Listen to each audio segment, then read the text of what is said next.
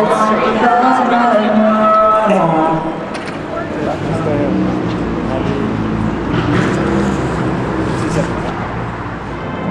going on, people? We are currently at Trafalgar Square. We have spent most of this evening being homeless to raise awareness for the homeless. All the funds that we raise and the funds that you donate is going to go to the Lifehouse, which are an organisation in Portsmouth and Southsea. They're doing great work. But yeah, at the moment we are just found camp. But yeah, first and foremost, thanks to everyone that donated as well. It's been a bit of a tough night trying to find a place in London. We did see a few homeless people that we wanted to speak to, but we thought we'd leave that when we're in Portsmouth. But so far, day one has been pretty tough. So far, so good. But yeah. So good, yeah. Nah, but I appreciate all your support and tune in for tomorrow as well. Hey, on to tomorrow. Come on. Get to bed, mate.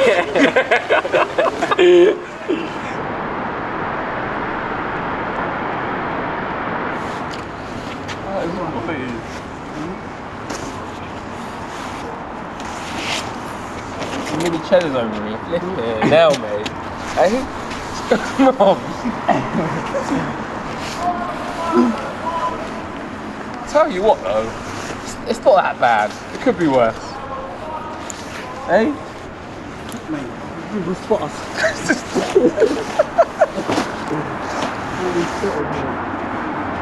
Damn. Hey, how'd you get there so quick? It's better about me, mate. Fucking hell. Sam's a pro at this. I think he's done this before, bro.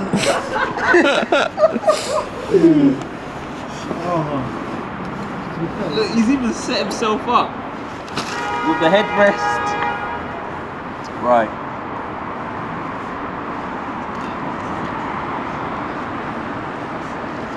I'm a rookie, man. I'm not gonna lie.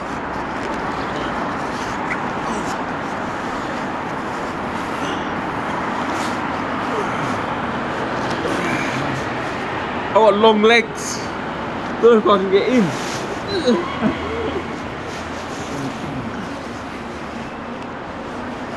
It's warm though.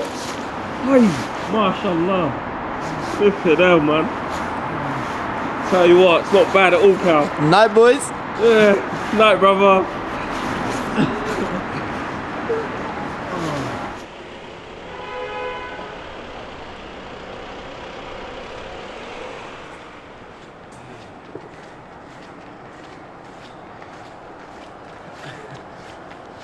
Fancy seeing you here. The boys are back. Yes, we made it. First night complete. Last night we slept at Trafalgar Square, and yeah, it was pretty eventful. It was pretty busy as well, so we didn't really get too much content, but still a great experience. How did you find it last night? We saw a fight. Yeah, we saw a fight. We did.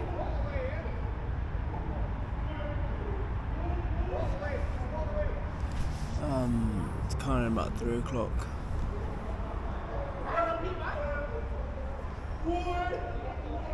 And there's a fight. That's woke me up. Yeah, I'm still asleep. Don't know what's going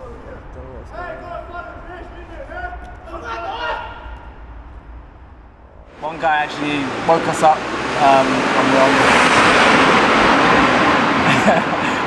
one guy woke us up, asked if we wanted any food. That was nice, and yeah, that was nice. Apart from that, it was an interesting experience. A lot going on, but yeah, first night complete. To be fair, I actually slept like a baby. Surprisingly slept like a baby. Sam was up pretty much the whole night. Scattered out. Yeah. Nah, to be fair, I don't blame him. It's a completely different experience, but yeah. First night done. It's probably going to be the easiest part of the 2 nights because obviously we just had the evening. Today, heading back to Portsmouth into familiar territory. Yeah, that should be interesting. But yeah, nah, it should be good. But yeah, looking forward to it.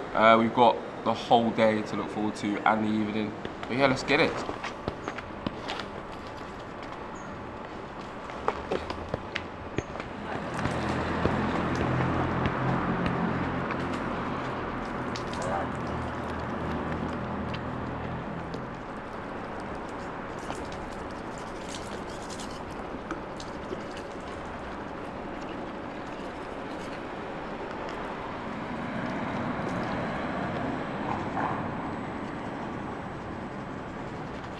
What's going on, people? We are currently in Portsmouth, Guildhall.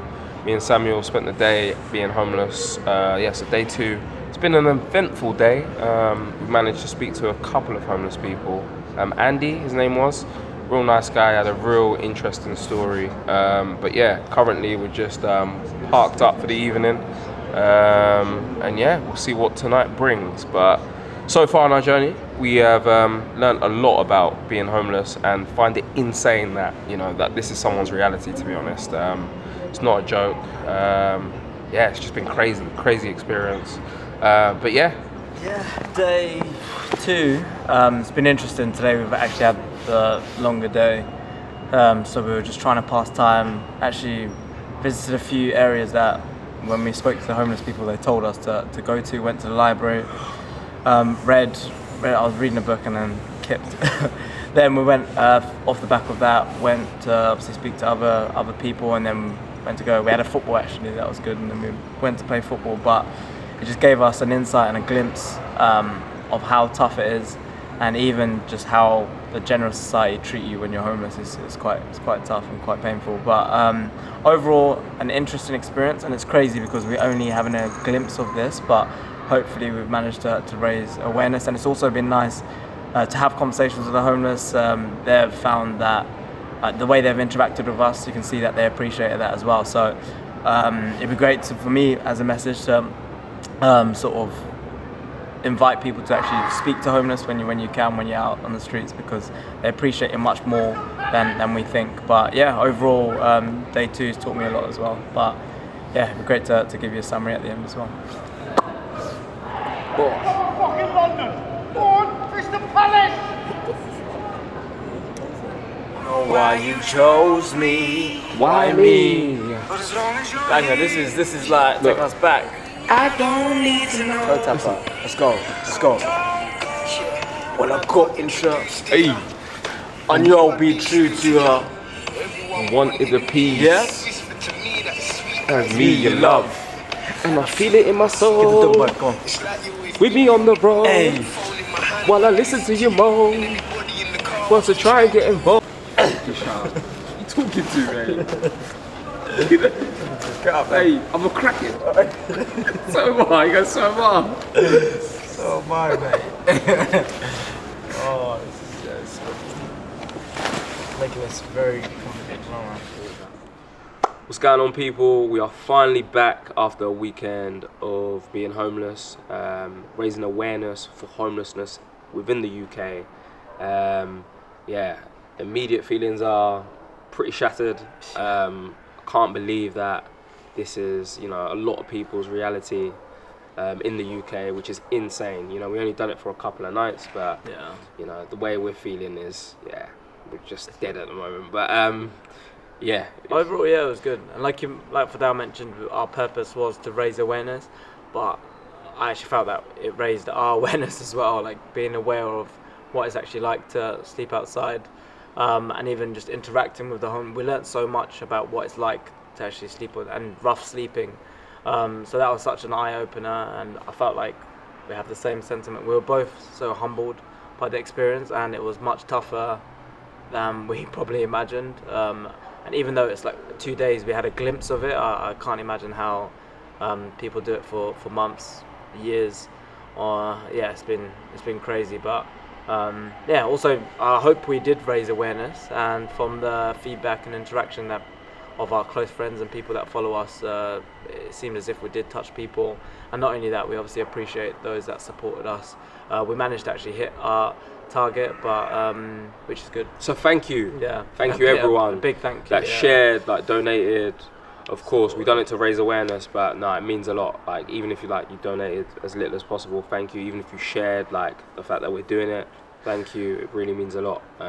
Absolutely. So And, we'll link the link to the We'll link the link to the donation. I'm still tired now, to be fair. I only got 3 hours sleep throughout the whole time. So To be fair, it's insane. Like I said again, the fact that that's people's reality is insane. We had a couple of sleeping bags, and obviously we're just sleeping on the floor, but my back in the morning. I don't want to complain, but it's just insane. It just goes to show you this stuff is not a joke, No, it's not. And even the interactions we had with some of the homeless people was crazy, you know. But you'll see, obviously, when the whole documentary is out. Looking forward to that as well. Yeah. But even just the fact that our conditions were bad, but if you think about it, like, it wasn't as cold as like the winters, and I don't know how people do that. Great point. Yeah. I mean, to be homeless like in the winter would be insane, but that's their reality, because obviously we only done it for 2 nights, you know, and I'll repeat that, it was only 2 nights, and we're feeling like battered. So that's somebody's doing this. A lot of people are doing this every day. So it's not a joke. What would you say was like your biggest learning? Bro, just to be fair, when we was in London and we were begging, you know, the way people were looking at us was crazy. Yeah. So obviously, like, it was such a weird moment, because like, obviously when you walk past homeless people at times, you know, like a lot of the time I try to, you know, like, give them what I've got, you know what I mean? But it shows you a different lens when you just walk past them and, like, you know, maybe just like don't look at them or whatever, because obviously we was in that position for only like a night or so, or 2 nights. And like, I don't know. At times you felt invisible. Yeah, like we were begging for money, and they were just like walking past you, giving you like a bit of side eye and stuff, and it was just like, damn, this is crazy. Like, imagine if this was actually my reality. You know what I mean? Like, so it's just opened my eyes so much, and I've learnt so much. You know. And and even the way we're most likely going to interact with homeless people, because like you say, I don't think I was one to be harsh to homeless people. I would interact when I could, but at the same time, I've realised that I'm probably guilty of just walking past and not acknowledging them, and just how much even just a small conversation has the impact it has on the homeless. But like when we spoke to Andy, I think it was, you could tell like what a relief it was to speak to someone, to even share his story. And like that, like my biggest lesson was that we obviously we know this, but everyone that walks on this earth has their own story, including homeless people. Like, I feel like sometimes they're just pushed in a corner.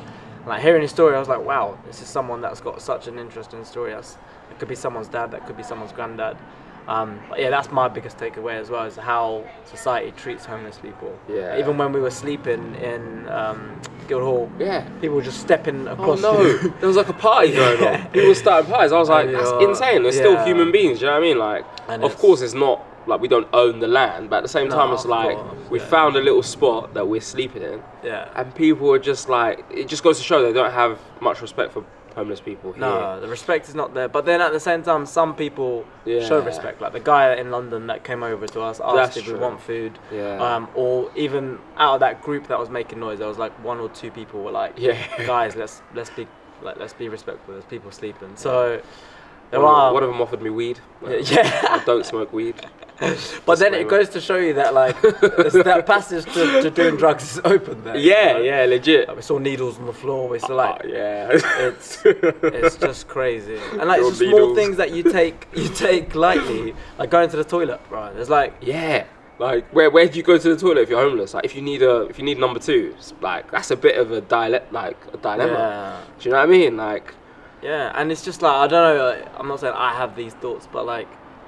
They don't have anywhere to like wash, like, so no wonder why homeless people smell, and like how do they integrate into society when you're arse man? Like if you give someone that's homeless a job, they will feel like, I was having this conversation with you, I was listening to a podcast, and the guy was like, he felt ashamed to go to work, but then you blame the guy for not going to work because he's homeless, but that's not the actual reason, you know. So there's just so much to it. I think the main thing is like these are human beings, you know, and I think that was the biggest takeaway for me. 100%. And I feel like we've got so much resource and money in this world for people to people. I know this could open up like a wider conversation, but I don't feel like people should be homeless. No, I don't either. But obviously there is, you know, there's reasons. Everyone's got a different reason for being homeless. I think the main thing for me is we're all human. So like, next time you do walk past someone that is homeless, just show a little bit of compassion. Of course. Instead of, you know, just and don't paint everyone under the same brush as well. So 100%, great point. But overall, a very good experience. I'm glad we did it, and I'm glad we did raise awareness. And once again, thanks to everyone that. And thank you to Callum. And big man, because we took Callum on the journey with us. It wasn't just us two. Callum was there.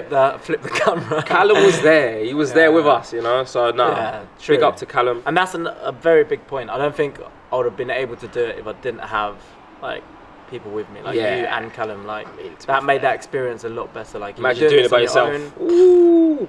That's crazy. Long day. Yeah. So no, thank you to Callum, What thank a you to crazy Sam, memory, yeah. my gosh, and thank you to everyone that donated once again. Yeah. And honestly, it was such a great experience. Yeah. But yeah, That's it. appreciate Wrap. you.